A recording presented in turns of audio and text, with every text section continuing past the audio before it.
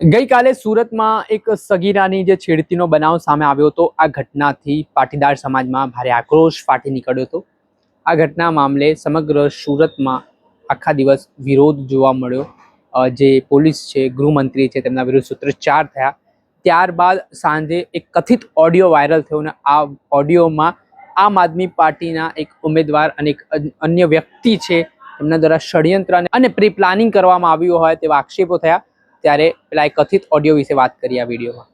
વૈષ્ણવજન તો તેને કહીએ જે પીડ પરાઈ જાનાને રે।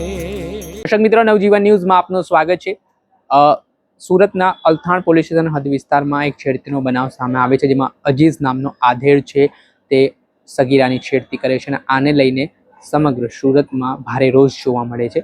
અલથાણ પોલીસ સ્ટેશન ખાતે મોટી સંખ્યામાં લોકો વિરોધ કરવા માટે ઉમટી પડે છે। મામલો ગરમાય છે અને બીજા દિવસે જ્યારે આરોપીનો વરઘોડો કાઢવામાં આવે છે ત્યારે જનતાનો આક્રોશ સાતમા આસમાને જોવા મળે છે।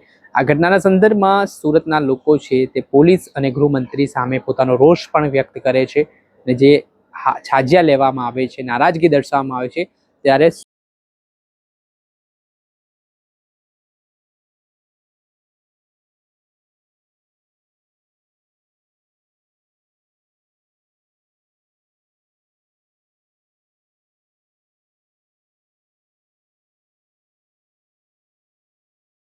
ની કામગીરી કરવી છે તે પ્રકારનો આ ઓડિયો છે તે વાયરલ થયો છે, જેમાં કહેવાય રહ્યું છે કે આમ આદમી પાર્ટીના ઉમેદવાર જીવરામ પટેલ અને અન્ય સામે એક વ્યક્તિ છે તેમની વચ્ચેનો આ સંવાદ છે।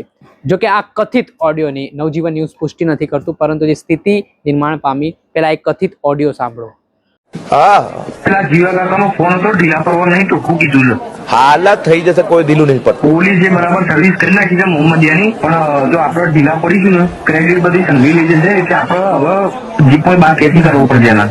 હા, એ ભાઈ જીવા કાકાએ સમજાયું લે મને બધું। એ તો મને ખબર છે, પણ હવે ઢીલા પડવાનું નહીં, નકર બધી મહેનત કોની જાય આપણી। એટલે કોઈ ઢીલા નહીં પડતું, તો બાર ફાડ માણસો ગોતે આવ્યા। પણ તરત જ પોલીસ સ્ટેશન અને ભાજપ કાર્યાલય બે જગ્યાએ ઉભારો કરવાનો છે, એ સમજી જા પેલો ધંધો ગો ના જોઈએ। તો બધું તૈયાર છે, પણ હું બોર આ અંદર વાળો મણા રહ્યું ને આપણો શહેર તો એને જીવા કાકાનો અંગાથી મારા બધી વાત થઈ ગઈ છે, બધું ઠંડુ પડે એટલે એને સોરાઈ દઈશું।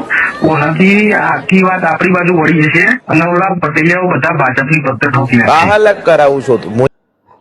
જે રીતે આ કથિત ઓડિયોમાં દાવો કરાયો છે કે આમ આદમી પાર્ટીના ઉમેદવાર અને એક અન્ય વ્યક્તિ વચ્ચેનો આ સંવાદ છે ને આખો જે પ્લાનિંગ કરવામાં આવ્યો કે કઈ રીતે માહોલ બનાવો, ભાજપ કાર્યાલય તેમજ પોલીસ સ્ટેશનમાં ઘેરાવ કરવો ને આખો માહોલ છે તે ઉશ્કેરણીજનક બને તે માટેની વાત હોય તેવું આ ઓડિયોમાં વાતચીતમાં સંવાદમાં લાગી રહ્યો છે ને આના જ કારણે રાજકારણ ગરમાયું છે। જો કે આ મામલે ગોપાલ ઇટાલિયાએ આ ઓડિયોની વાત ફગાવી છે અને તેમણે કહ્યું છે કે આમ આદમી પાર્ટીને બદનામ કરવાનું આ ભાજપે ષડયંત્ર કર્યું। દર્શક મિત્રો, આવા જ વિડીયો જોવા માટે નવજીવન ન્યૂઝ જોતા રહો।